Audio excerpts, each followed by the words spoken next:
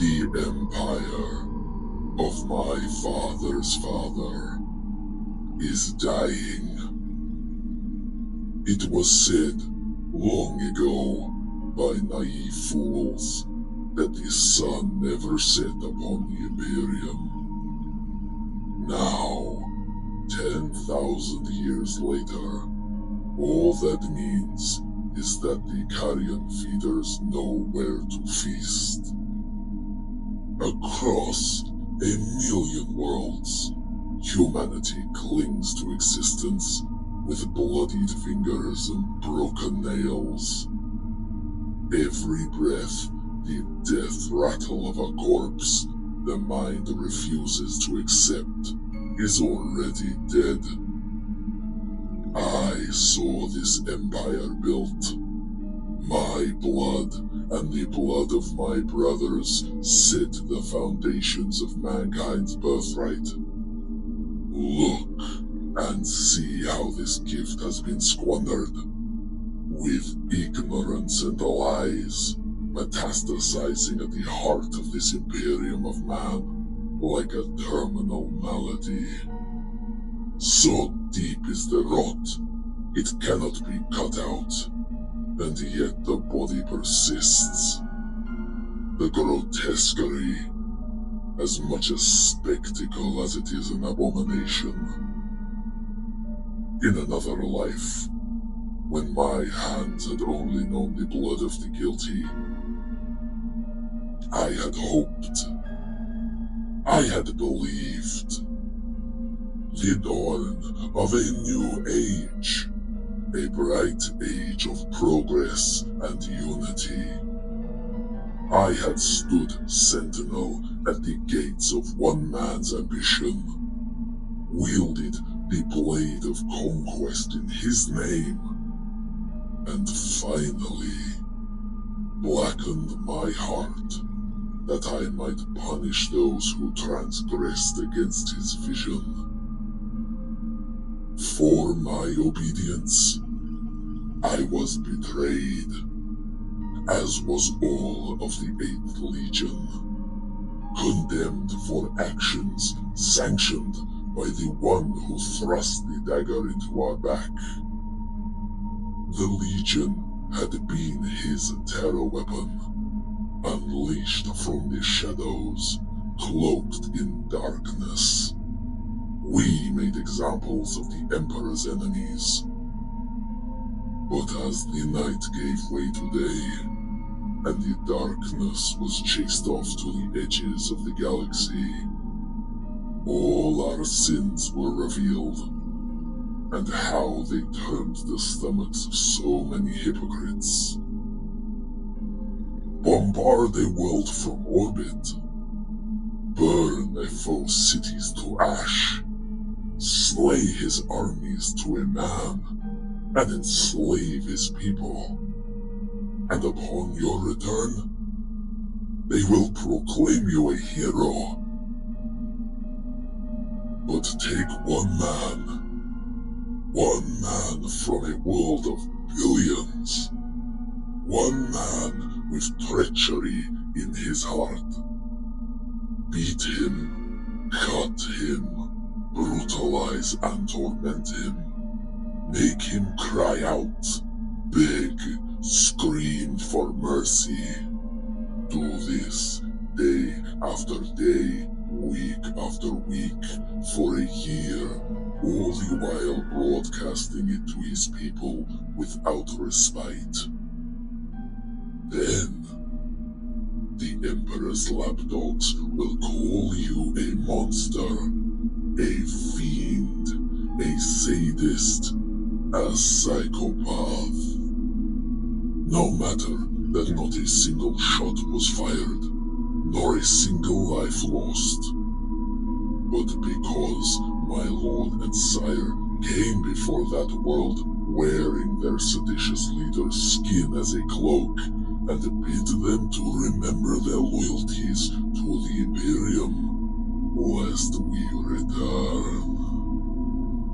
Do these things, and be damned by the architect of hypocrisy. the Emperor of mankind. He who proclaimed he was no god from upon his golden throne of lies. He who forged us, the blade that cut, then discarded us when we drew blood. My Primarch, my brothers, and myself, we carried the weight of our actions with us across the stars. The burden of 1,000 atrocities smothering our souls. Yet we bore this in service to him. For a dream he promised to all of us. I was no weak-minded cretin. I knew the Eighth would never be amongst the parades when the Great Crusade was concluded, with mankind's dominion of the galaxy complete. But to be censored, condemned, betrayed by the Imperium we sacrificed so much to build. They knew when we declared for the War Master. All of them, the bureaucrats, the officials, and all the other mouthpieces. They knew why we sided with Horus. We were coming for them. Every single one. Every two-faced, gutless coward who had stood by and watched us bleed for them as we founded an empire from the ashes of old night, only to then decry our methods when we would not come to heal like the good little killers they wanted. All the other legions were respected, if not celebrated. The angels, the wolves, the fists. Every legion burned worlds and massacred populations, and the courtesans of the Imperial Palace applauded. Yet, when the Eighth killed a world, that was a crime even the Master of Mankind could not ignore. And yet, it was the only world that had to die. A place of toxicity poisoning the Legion. We were justified in our action. We were right. We alone had the right to pass the sentence and declare Nostromo must die. Nostromo, the home world of the Legion. It would die by our claws alone. Could any have done what we did? Pass judgment on the world of their birth before raining fire down upon it? Do you think the sons of Gilliman could have burned Macragge? Or the Warhawk, his beloved Chigoris? No. Because they would never have looked at themselves close enough to see the rot in the first place. The Night Lords have always known what we are, because we have always done what we were made to do. We do not hide behind archaic notions of honor and nobility. We are killers. We are murderers. Nostramo was a blight on the Legion. It robbed us of our clarity, stole from us our purpose. We were monsters, but we were sanctioned monsters. The poison of Nostramo seeped into our veins and tainted our blood. We became intoxicated by atrocity, enamored to its depravity.